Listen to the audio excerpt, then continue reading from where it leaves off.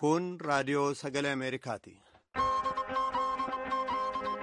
Neetiin kanneen sagantaa keenya hordofaa jirtan dhaggeeffatoota keenya jaallatamoo akkam ooltan. Kibxata Adoolessa 11 bara 2017 akka lakkoobsa Itiyoophiyaatti immoo Adoolessa 4 bara 2009 keessummeessaan keessan irraa ani namoo daandiiti. Kan oduu dubbisu Antuu Jibee Horaati. Mataan oduu har'aa humnootiin Iraaq magaalaa Musul harka ISIS jalaa baasuu isaaniitiif Pireezidaant Tiraamp baga gammaddanittiin jedhan. Miseensonni paarlaamaa Awurooppaa 39 waa'ee dhiittaa mirga dhala namaa Itiyoophiyaa keessaa nu yaaddeesse jedhan bakka buutuu olaantuu damee dhimmaalaa ka gamtaa Awurooppaaf xalayaa barreessanii jiran oduudhaa booda bal'inaan itti deebina. Intalli Pireezidaant Tiraamp Ivaankaan Pireezidaanticha bakka bu'uudhaan walga'ii G20 irratti argamuun daangaa itti gaafatama hojiif maatii Pireezidaantichaa gidduu dimimmiseessee jira jedhu qeeqxoonni. Angoolaan filannoo biyyoolessaaf qophaa'aa jirti. Lamaanuu gabaasaalee keenya oduu keessaati. Qophii waa'ee uummata Oromoo keessatti immoo dargaggoo waa uumuudhaan beekame tokko qabannee dhiyaanna maraafuu haga xumura sagantaa keenyaatti nu waliin turaa jenna. Amma oduudhaaf tujube. Pireezidaant Doonaald Tiraamp magaalaa Iraaq ISIS harkaa baasuu isaaniif muummicha ministeeraa Iraaqiif humnooti naga eegumsaa isaanii baga gammaddanittiin jedhan. Ibsa Waayit Haawus irraa kennaniin Tiraamp akka jedhanitti garee leellistoota kanaa kanneen Muusul keessaa injifachuun guyyaa inni Iraaqiif Siiriyaa keessaa qabu kan harkaan lakkaa'amu ta'uusaa mul'isaa jedhan. ISIS'n guutummaan dhabamsiisuuf illee dhaadataniiru. Pireezidaanti Tiraamp akka jedhanitti Yuunaayitid Isteets lammiiwwan Iraaq kanneen kumaan lakkaa'amaniif harka ISIS keessatti dararamaniif du'aniif gaddatti dhaga'ame ibsaniiru. Muummicha ministeeraa Haayidar al-Abaadii injifannoo kana sirnaan kalabsan kalees magaalaa ISIS dhuunfatee turerraati. Injifannoon kun hacuuccaa gara jabinaaf shororkeessummaatti duuluun argamee jedhan. Abaadiin akka jedhanitti Muusulirraa uummata maraaf kanan labsu kufaatiif dhabamuu garee shororkeessaa ISIS jedhan itti dabaluudhaanis ammayyuu caasaa gareen shororkeessaa kun biyyattii sabatiinsa dhorkuu waan qabuuf dhabamsiisuu qabna jedhaniiru. Lola Musul keessaan siiviilonni kumaan lakkaa'aman innaa du'an kanneen 900 ta'an qe'ee ofiirraa godaananiiru. Ilmi Pireezidaant Doonaald Tiraampiif abukaatoon lammii Raashaa waggaa darbe akka wal arganiif nama haala mijeesse imeelii Tiraampiif ergeen akka jedhetti mootummaan Raashaa duula filannoo Hiilarii Kiliintan kan miidhe madda odeeffannoo ta'uu malaa jechuun gaazexaan Niw Yoork Taayims kaleessa gabaaseera.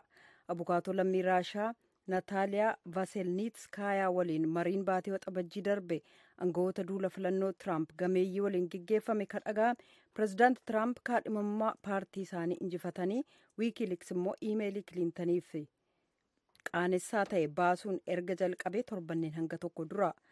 Alaan Paawutreefaas abukaatoo ilma Tiraamp oduu Niw Yoork Taayims haalanii jiran Waayit Haawus simannaa Raashaan filannoo Yuunaayitid Isteets gidduu seenuu mormuun falmee jira. Pireezidaant Doonaald Tiraamp utuu ittiin yaadin gumee hoogganoota biyyoota guddataniif guddataa jiranii kan G20 jedhamuu fi Jarmanii Hamburg keessatti geggeessame keessaa tokkorraa hafuun itti gaafatamummaa maatii isaaniif hojii isaanii gidduu daangaa jiru dibisbiseesse. Kunis intalli isaanii Ivaankaa Tiraamp marii gumii sanaa tokkorratti abbaa ishee bakka bu'uurraan kan ka'e. Gabaasaa Stiiv Hermaan sooraa dhiyeessa. Bulchiinsi mootummaa Ameerikaa Waayit Haawus koree bulchootii dureeyyii addunyaa 20 dhiyootaan Hamburg Jarmaniitti ta'an irratti wanni bade hin jirtu jedhan itti gaafatamaan hojjettoota bulchiinsi mootummaa Ameerikaa Waayit Haawus Reince Priebus korii kun waan guddoo milkaa'ee jennee ilaallaa jedha. Waan Pireezidaanti Tiraamp jedhani wanti Pireezidaantiin achitti dubbate oom faayidaa Ameerikaa asaanfataa jedhe itti gaafatamaan kunan. Namni hagi tokko immoo Tiraamp hojii mootummaa dhiisee maatii fi asaanfatee kor guddaa akkasii irratti intalisaatti lakkisee biraa deemee jechuun dubbatan. Kor guyyaa lama Hamburgitti marroo 3 waan gugurdoo irratti mari'atan keessatti kor keessaa tokkin oole. Pireezidaantiin jechuun fulaasaa intalisaa Ivaankaa Tiraamp horsunitti ergate. Horsun keessaa hagi tokko misooma Afrikaa irratti dubbatellee ni jira. Miilootii Raashaa afaan ammoo waan korsuunii dursaniitiin Tiwiitar irratti barreessan. Kunin ammoo seera malee jechuun dubbata namni agedduun. Akka ministeerri maallaqa Ameerikaa ka duri Lawrence Summers Financial Times fi Washington Post irratti barreessetti takkumaayyuu hor bulchoota addunyaa gugurdoon akkan itti dhufan irratti ijoollee xixiqqoo hor akkanaatti heessisanii hin argine jechuu kunin ammoo Ameerikaa fi warra horsuun dhufeeyyuu arrabsoo taatee jedha. Tiraamp ammoo yoosuma Tiwiitar irratti barreesse dubbii gara Hiilarii Kiliintanitti deebise isiinuu filannoo ganna dabre irratti intaluu fi horatti yaammattee jedha. Intalti Hiilarii Kiliintan Cheelsii Kiliintanin dubbisuun gara Tiraampitti gargalchite. chaansileriin Jarmanii Angela Merkel iyyuu akkana jette hora marii Tiraamp irratti dhufuu didsuun keessa fakkeenyaaf. The delegations themselves decide should the president not be present for a meeting. Akkana jedha warri kora dhufeeyyuu yoo Tiraamp kora kan hin dhufin taate eenyutti itti dhufa barcuma sun eenyutu ta'a jedhaniitiin dubbate intalii Tiraamp Ivanka Tiraamp ammoo kora kanaaf jetteetiin warra Ameerikaa dhufu keessa tokko White House keessa hojjattillee oduu himaa White House Sarah Huckabee ammoo waan Ivankaan kora sun dhufteefi duuyyuu faayidaa guddaa keessa arganne gammaduu malleeyyuu jette intal Tiraampii fi Ivanka Tiraampii jechuun dhiirsiisii Jaared Kushner warri lamaanuyyuu White House keessa hojjeta abbaa isaanii pirezidaantummaa fi hojii akka irratti gorsa. Kadhagaa jirtan raadiyoo sagalee Ameerikaa sagantaa afaan Oromooti. Angoolaan filannoo aangoo pirezidaantii biyyattii waggoota 38f bulchan xumuraan ga'u geggeessuuf qophaa'inaa jirtu kanatti qalbiin namoota hedduu sagalee kennamurra utuu hin taane kaampanii boba'aa kan mootummaan geggeessamurratti.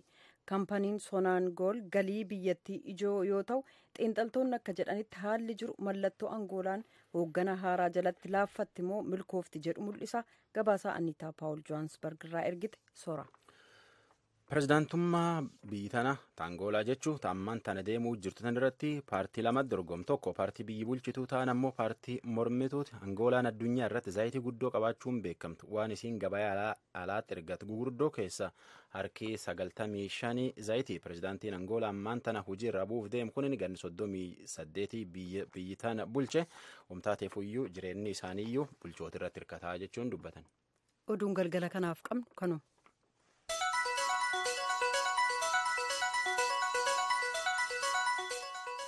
kadhagaa jirtan as Waashingtan DC irraa kadabruu raadiyoo sagalee Ameerikaa sagantaa afaan Oromooti.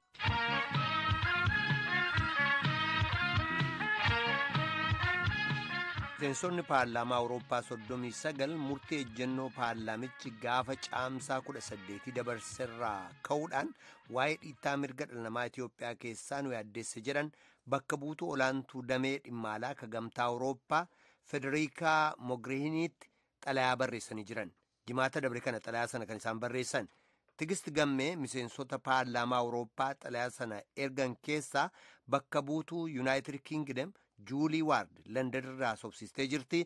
Jaallanneetu xalayicha waliin qindeessuun dhiyeessa.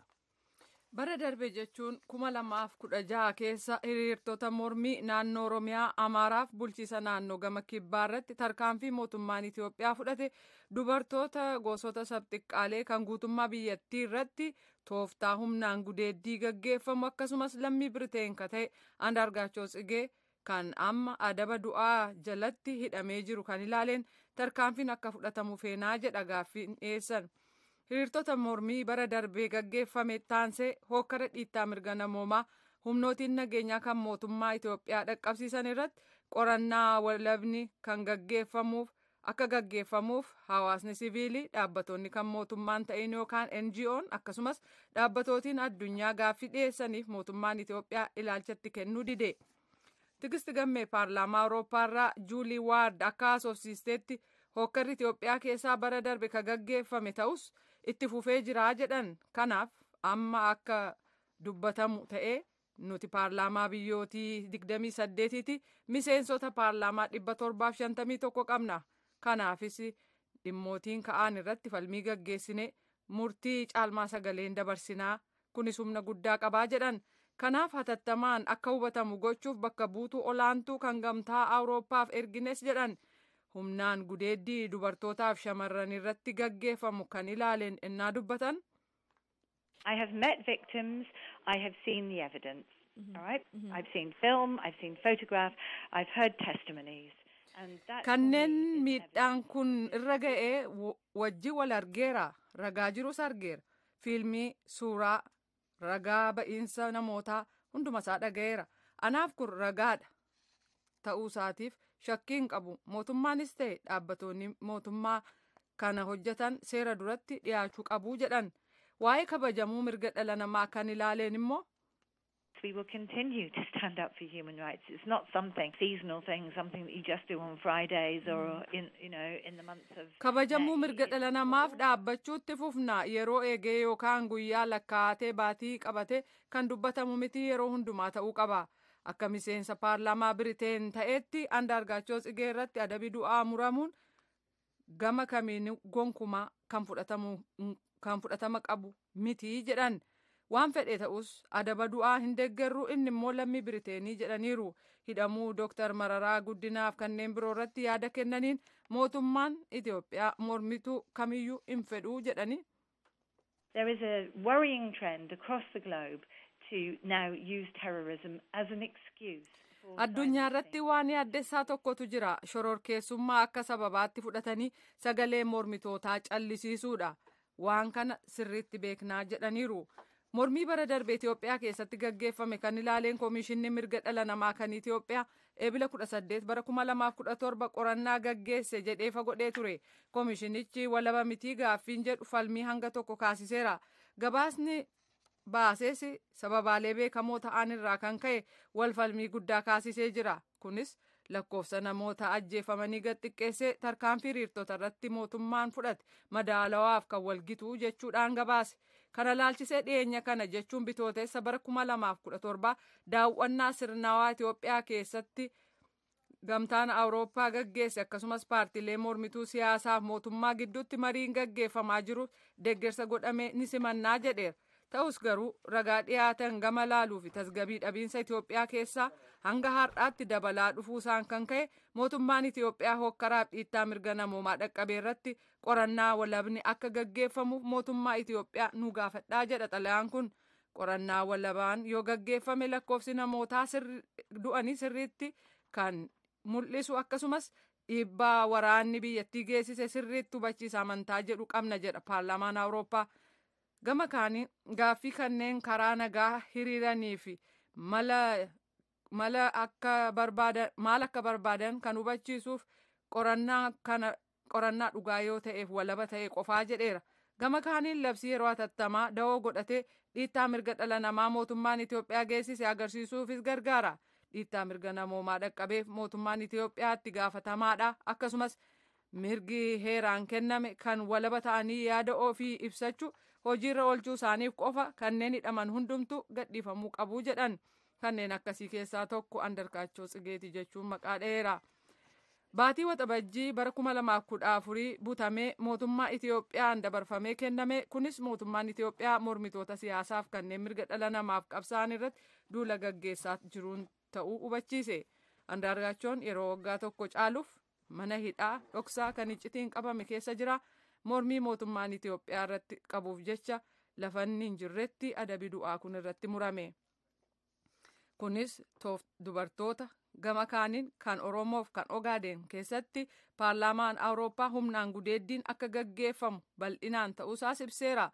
Kunis tooftaan gidirsuuf cunqursuun hawaasa jiran gidduutti addaddummaa uumuudhaaf akka ta'e dubbatameera. Mootummaan Itoophiyaa hokkara quunnamtii saalaan gaggeeffamu dhaabu gabaasaalee bifa gudeeddiin dhiyaatan akka qoratu kanneen gocha kana geessisan immoo seera duratti akka dhiyaatan gochuuf gamtaan Awurooppaa tuttuquu qabaa jedha paarlaamaan Awurooppaa.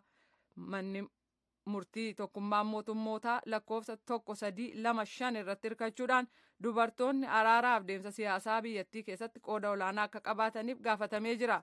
Murtii walfakkaataan kan waa'ee mirga dhala namaa fi mootummaa hunda hirmaachisee dhaabuu keessatti immoo koongireesni Ameerikaa caamsaa 17 bara 2017 raggaasisuunsaa ni yaadatama.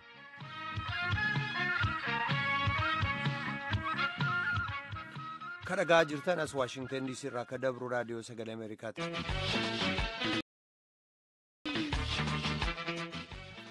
Hundee eebbaa raggaasaa dargaggeessa hojii waa uumuu yookaan innoveeshinii fi foormulaa herregaa haaraa qindeessuudhaan milkaa'aa jiru. Yeroo ammaa kana yuunivarsiitii Finfinneetti barataa maandisummaa yookaan injiinarummaa ka barataa jirudha.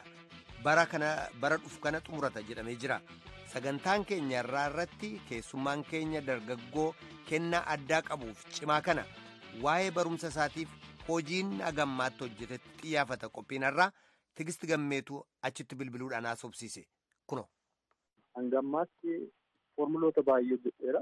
Foormuloonni kun elementarii herregaa fi advaansid maatimaatiksii kan walitti qabatudha. Akkuma waan inni jedherraa tilmaamuu dandeechan keessummaan kiyya irraa dargaggeessa dandeettii herreegaa adda ta'e qabu. Warra afaan Ingiliziitiin maats jiinees jedhaniin keessaa tokko ta'uusaa waanuma gaafi keessa galuu miti. Hundee eebbaa dargaggoon waggaa 22 wanni uumee fi hojjete kana qofaa miti. Gaabii bullukkoodhaa fi uffata jirbiirra hojjetaman kaan harkaan dhahuun dhaqinaayii animaashinii san godhus uumeraa jedha. Warra televezyiinii jaalattan immoo diishii tottolfachuudhaa guutuu manaa koruun inafaa akkaataa manuma keessa teechanii atomaatikiidhaan itti sirreeffattanis hojjedheeraa. Kana malees modeelii konkolaataa as hojjechuusaa natti hime hundeen. Har'aanan hundeetti bilbile garuu irra caalaa hojiisaa ani nama faaraan irratti xiyyeeffachaa jiru laalchiseeti. Sunis herreega. Namni akkaataa jiruuf jireenyaa guyyaa guyyaasaa keessatti herreega bu'uuraa fayyadamaatuma oola. Haa ta'u malee saayinsii irrattii fi qorannoo irratti hundaa'ee barreeffamaan jalqabuudhaan waggoota dheeraa dura jechuudha biyya Masriin dursee akka hin jirre seenaan ni agarsiisa. San booda barnoonni herreegaa akka malee guddatee beektonni biyyoota adda addaa beekumsaa fi foormulaa itti daddabalaatii bakka irra jiru kana gaheera. Ta'ullee bifa barnootaa kana keessatti ammas gaafiiwwan hin deebine jiran. Egaa saayinsiin barumsi dhumaan qabu waan ta'eef hundeen gama kanaan gahee kiyya taphachuudhaa irratti hojjechaa jira jedha. Dura garuu mee akka hojii herreegatii fi foormulaa uumuu kana jalqabeen sin dabarsa. Haayiskuulii yeroon ture wanta akka herreegaa hojjechuu kanan jalqabe. Kanan hojjechuu jalqabeefis kutaa keessatti barsiisaan gaafii nu gaafataa hojii manaa afaan nu laata. Ani garuu yeroo manni barsiisaan keenya nu laate sanan deebisa baay'ee simplii naaf ture. Kanaaf namni wanta yeroo sanaaf kannaaf difikaaltii ta'uu danda'u barbaadee hojjechaa kan hin ture. Abbaan koos kana baruutiin hojii ciccimaa herregaan ta'an intarneetii irraa feechii godhee naa laata ture. Isaaniinis nan hojjedhan ture. Barsiisaan koos akkasuma kan naaf ta'uu kan hojjechuu danda'u kan cimaa ta'e naa laatee akkan hojjedhu na godha ture. Biyyoota baay'ee keessatti keessumattuu biyyoota guddatan keessatti ijoollee dandeettiidhaa fi sammuu cimaa akkanaa qabanii barumsi addaa ta'e hin mijaa'aaf. Fakkeenyaaf as Yuunaayitid Isteets keessatti hoolaallee barattoonni dandeettii kutaa keessa jiranii olii ta'e qaban amma waggaa sun dhumee kutaa san xumuranitti hin eegan. Barattoota kutaa isaanii olii jiru wajjiniin bifa barumsaa itti cimina qaban saniin akka baratan haalli mijaa'aaf jechuudha. Darbees sadarkaa lammataa keessa yeroo jiranis barumsa kaan achuma taa'anii barachaati bifa barumsaa tokkicha ittiin cimansan garuu koorsiiwwan amma sadarkaa kolleejitti jiranii fudhachuudhaaf haalli mijaa'eef jira. Hundeen ijoollee akkasii keessa tokko ta'us carraan akkasii waan hin turreef calliseen dhiisne. Egaan foormulaa tokko qofaa miti foormulaa yeroo adda addaan hojjedha. Kan dhiyoo irratti hojjechaa jiru faadha kan advaansed maatimaatiksii gadi ta'e yeroo baay'ee kan fudhatu dura irratti elementarii irratti hojjechaa ture yeroon haayiskuulii ture isaan badaa miti. Maal soolvi godhe inni dura hojjettu foormulaa maalitti? Jalqaba haayiskuulii yeroon ture kan hojjedhe foormulaa for the finite sum of powers of natural numbers jedhama. Inni kun maalla? Naachuraal nambaroota beeknu lakkoofsa beeknu paaworii laannee fi yoo walitti idaane meeqa akka ta'uu qabu simpil kaalkuleeteriitiin barbaadanii argachuu irraa kan hambisu foormulaa kan baasee tokko godhee kaa'u jechuudha. Kwaadraatik foormulaan immoo amma ammaatti kan elementarii edukeeshinii keenya irratti barannee meetadii lamatu jira. Ani immoo sadaffaan baasee jechuudha.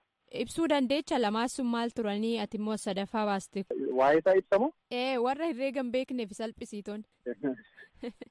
Dura sam product foormulaa kan jedhamu jira kwaadraatik foormulaa irratti.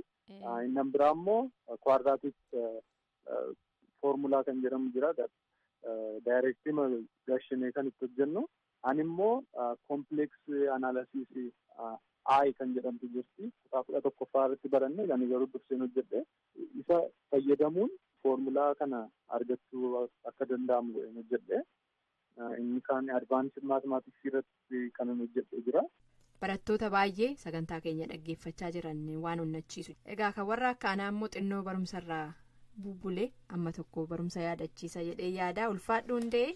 Meegaa warna advaansidiidha jette yookaan immoo sadarkaa olaanaadha beekumsa sadarkaa olaanaati jette san qorattootuma akka keetitii fi beektota herreegatiif dhiisna ibsuu isaan dhaqaniitoo maquma maqaa isaanii naa tarreessi. Okay, namni yoo irratti hojjedhe CV for the prime number. Waa'ee prime numberii baay'een beekamu. Formulaan prime numberii baasuu danda'u hin jiru. Ammaatti baay'ee riisarchiin irratti hojjetamaa jira. Anis kana keessaa meetodii tokko fudhadheen itti hojjedhee faayinii godhe. Formulaa isaanii exact formulaa isaanii hin arganne garuu jechuun akkaataatti isaan argatamuu danda'an ibsee jechuudha. Isa kanas Yuunivarsiitii Seentiraal Mizurii jedhamu irratti joornaalii irratti baasuuf sadarkaa dhumaarra gaheera. As Ameerikaa godina Mizurii moo barruulee hojiiwwan qorannoo irratti bahan jechuudha. Of Mizurii joornaalii kana pablishii gochuuf immoo parpeejii $25 gaafatu.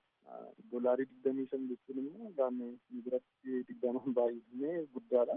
Kanaaf nama alaas ta'ee asiitii kana ispoonsarii na gochuu danda'u barbaadaa jira. Kunis yoo ta'e egaan pablishii gochuu nan danda'a jechuudha. Barataa ta'ee kan pablishii godhee isa jalqabaan ta'a. Akka Itoophiyaatti barataa ta'ee jechuudha. Garuu waan kana hunda waggaa hojjettu bakka itti hojjettuu fi meeshaa si barbaachisutu jira. Kanaan immoo waan tokko miti hojjettu waan adda addaati. Eessatti hojjettaa mi'a immoo si barbaachisu kana akkamitti itti guuttattu? Herreegarraa kanatti hojii biroos nan hojjedha. Injineeringii kanan galeanii jalqaba irratti herrega qofaa miti kan intarastii godhee hojjechaa ture. Qophaa koo manatti kan hojjedhu maateeriyaalii tokko maatiin kan naa bitaniin kan hojjechaa tureera. Erga yuunivarsiitii galee garuu yuunivarsiitiin innoveeshin seenterii qaba. Innoveeshin seenterii sanatti wanta hojjechuu barbaanne akka piroopozaaliitti gashina. Piroopoozaalii sanarraa mi'oota barbaanne nu bitu. Mi'oota nu bitan sanaan immoo wanta barbaanne hojjetu. Haatiif abbaan kee egaa faarumaan akka hojii keetiin gammadan wanumaan gaafii si gaafachuu qabus illee natti fakkaatu. Maal fa'aa siin jedhan? Baay'ee gammadu saraan akkas hojjedhu. Innoveeshiniin hojjedhu irrattis kan maatimaatiksii hojjedhu irrattis baay'ee gammadu. Abbaan koos wanta tokkoon na gargaara. Inni agirikaalcharaal ikoonomiksii barate maatimaatiksii elementarii maatimaatiksii baay'ee xurooratti tureef isaanis na gargaara ture. Baay'ee gaariidha. Hayyee mee gara gaafiin duraan si gaafadheettan si deebisuudha deema ammas odoon mari'atiin utaallee dhiifama. Mee hundee dargaggummaa barumsaa fi hojii qorannoo hojii waa uumuu kana hunda haasa'aati jirra amma kanaan wal qabatee wanni akkanaa ibsituu fi dhaggeeffattoota keenya akka ibsitu barbaadu. Mee dura yeroon akkamitti si gaha? Injineeringii barachaati jirta sunuu hojii guddaadha natti fakkaata yeroo baay'ee sirraa fudhata. Yeroon sirraa hafee beeka maatii kee wajjiniin hiriyoota kee wajjiniin yeroon bashannantu yeroon boqannaa godhattu jira mee sanirraa? Yeroo baay'ee kana innoveeshinii fa'aa kan hojjennu nuti yeroo barumsarra jirru garuu wiikeendii fa'aa cima mana barumsaa teenyee barumsaa walitti hin buune goonee kan wiikeendiitti hojjennu.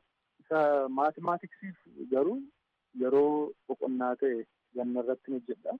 Akkuma warra kaaniif ijoollee baay'ee faana taphannaan bashannannaa wanti narratti hafe hin jiru. Ani sirnaan sa'aa koo fudhadheen hojjechuu koo irraa kan dhufedha malee bashannanuun hafee miti.